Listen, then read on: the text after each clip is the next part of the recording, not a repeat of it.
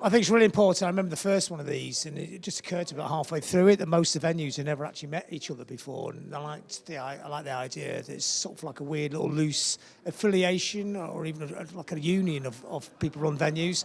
Because I think the thing it started was when a lot of venues getting shut down because they're working in isolation. They're quite easy to bully. But when everybody's together, they're kind of sharing information. And when you're together, it's always a lot harder to break you. Just because people know how to, from working with the venues, they know how to survive. And then it's kind of, now it's adopted onto other things as well, which I think is good as well, you know. So today, the panel I was doing was about people's like mental health and physical health and things like that. So it's a lot more all-encompassing now. I think those shared experiences, it's a good pool of information for people to dip into. I think the direction it's going in, it's already been going that way anyway, you know, compared to when I was starting in bands in the 70s, where even those little things, you would never get fed in those days. There'd be no food. You'd turn up and there was nothing to eat apart from crisps all day.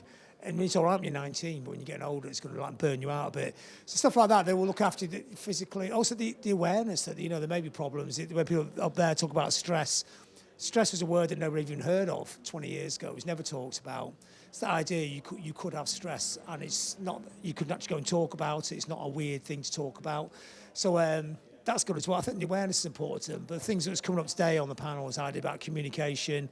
Maybe the bands and venues could talk to each other a bit more. They probably already do. I mean, a lot of venues do, but it becomes something that's not. Sometimes you might have to force it. The band might be a bit quiet or something, but something where people feel like they're all working together. I think that's important as well. And the other way around, the venues, the band should go to the venues and also realise the venue's done an awful lot of work just to set that space up, you know. So a little bit of please and thank you goes a long way. I mean, these aren't cures for stress, but the little thing, they're trigger points. You know, negative energy is a trigger point for it, isn't it? So those are interesting ideas that came up. There was no like big grand slam solution, but just loads of little solutions, minor solutions, and those things can actually, in the end, they're things that work.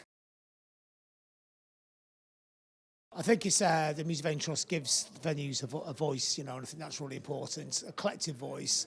So I think before, like 5-10 years ago, there'd be loads of people just shouting frustrations. You know, where would you vent frustrations if you ran a venue in Doncaster? Where maybe, I'm not saying this is what happens in Doncaster, but maybe the local councils seem to be against you, they're not helping you.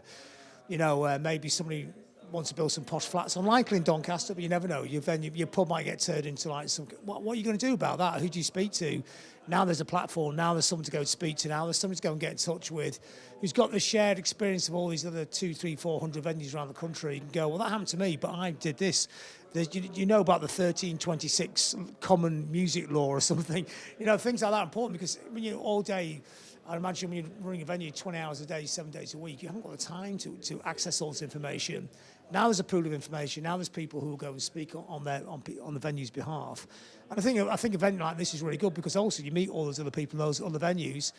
That probably the only people that used to meet the people from all the other venues were bands. By touring in them all, the venues didn't actually know each other, but now they can come down here and it's a social event. And I always think events like this, panels are good, but it's actually the serious business. The most important business is the networking, when people meet the other people and stand out there or stand here or stand the bar later and talk about the similar kind of problems or the great things that they have as well and celebrate the culture as well. And it does feel, you walk in that room and there's 600 people there, you think, wow, this is actually quite spectacular, isn't it? It's not, you know, it's quite easy to think there's only 20 venues in the country. You know, when you see this like an army of people involved in putting music on and running venues, it gives it a power, doesn't it? And an empowerment, which is important.